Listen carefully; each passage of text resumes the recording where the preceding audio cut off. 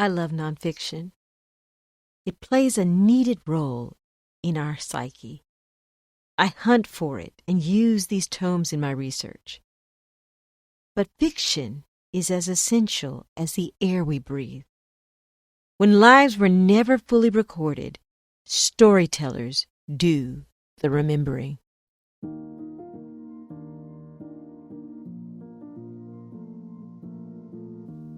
Welcome to The Rite of Passage with Vanessa Riley, the podcast where storytelling meets passion and every page turns into a new adventure. I'm your host, Vanessa Riley, and together we'll dive deep into untold histories, reflect on current events through a historical lens, share behind-the-scenes writing insights, and explore the ups and downs of the author's journey. From rich historical novels to unforgettable characters to pop culture's intrusion on the written word, hey, we're going to explore it all. So grab your pen, your notebook, and let's begin our journey through the written word. Let's start your rite of passage. When the records don't exist, storytellers do. Right before I sat down to finish this essay and to record this podcast, I completed the copy edits on my 30th book. 30 books. 9 with Kensington. I'm proud of all the writing I've done, but I'm particularly proud of A Deal It Down, a novel I'll be talking about in 2026. I'm proud of it for a simple, powerful reason. I told a story, a complete story, one with a beginning, middle, climax, and end. When I was growing up, being called a storyteller didn't always carry a positive meaning. Sometimes it was a euphemism for someone who told lies. Years ago, I was interviewed on a podcast by a preacher who genuinely could not understand why fiction mattered. He kept circling back to the same question: why are you writing lies? As if nonfiction were the only form of truth that could be wholesome or valuable. I love nonfiction. It plays a needed role in our psyche. I hunt for it and use these tomes in my research. Fiction has the ability to transform, to tell a message or moral, and to leave impact in ways nonfiction or true-to-life people can often miss. When lives were never fully recorded, storytellers do the remembering. Historical fiction is important for marginalized groups. We often don't have cradle-to-grave records of most human lives. Especially before computers, there are gaps, vast ones. The Truman Show was a 1980 movie where Jim Carrey played a man whose entire life was scripted, recorded, and broadcast on television. I found the concept terrifying. And now in our real world, where apps listen to us, ads stalk us, and algorithms search for the precise moment where we are most vulnerable to be persuaded, the invasion of our privacy is true. I merely wish that all the people watching and recording, that all this was for our good. Instead, it shapes narratives, often not to preserve truth, but to exploit it. When I wrote Fire, Sword, and Sea, I had to piece together the life of Jacques de la Haye. Using the records of her contemporaries, white Europeans like Anne de Villevert and Michel de Blasque, these lives, Anne and Michel, were deemed important by the chroniclers. Their records survived. Jacques did not. That absence does not mean her life was less meaningful or less extraordinary. It means the people left to tell her story were also labeled unimportant.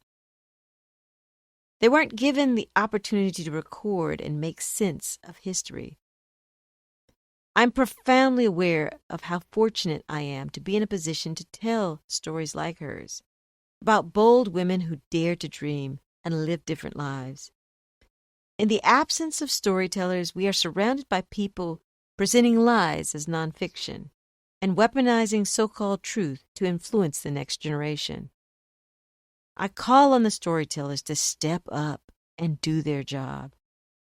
Those who care deeply about history, those willing to tell the good and the bad, and yes, sometimes the ugly, alongside the beauty, need to come forward and write. And if you can't write, share the stories that moved you. Talk to your friends about the storytelling that matters.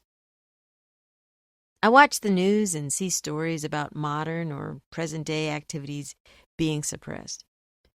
There are times in 2025 where I wondered if storytellers will survive. The number of writers, particularly in marginalized communities, who've been impacted by layoffs, positions eliminated, and just so tired that they quit.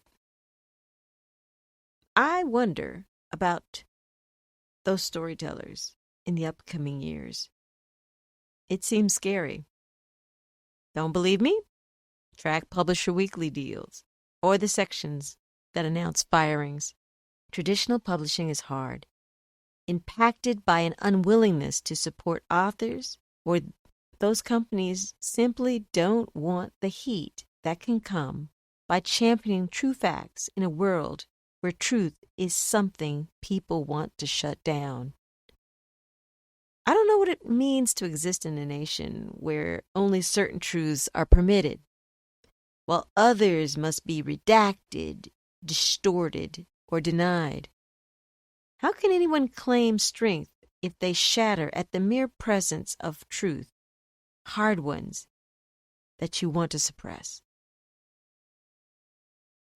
There are days I look at the screen and I don't know what to say. Today, as I finished the 30th book, a novel that places sickle cell anemia, an ancient disease, by the way, that should already have a cure, but I digress, at its center, I find myself asking, what is the truth of a happy ever after when forever is not guaranteed? That may sound like heavy material for fiction, but that is exactly what storytellers do. Make hard topics understandable and compelling. Storytellers want to sweep readers away from the status quo. Storytellers want to bolster a reader's courage and humor. Sometimes storytellers show paths where none seem to exist. Storytellers offer encouragement.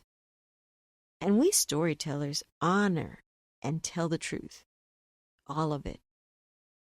So even though the world feels shaky, I'm still here. I'm still telling stories. Prepare to be sick of me. Please stick around and join me on this journey. One of my goals for 2026 is to have bigger conversations with my heroes, people who've dedicated their lives to storytelling that changes the world.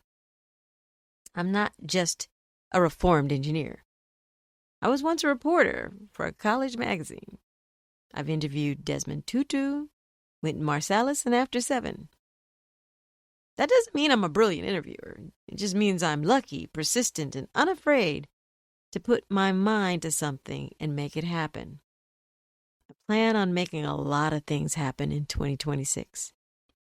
I need you with me in this upcoming year, in this season 2 of Rite of Passage.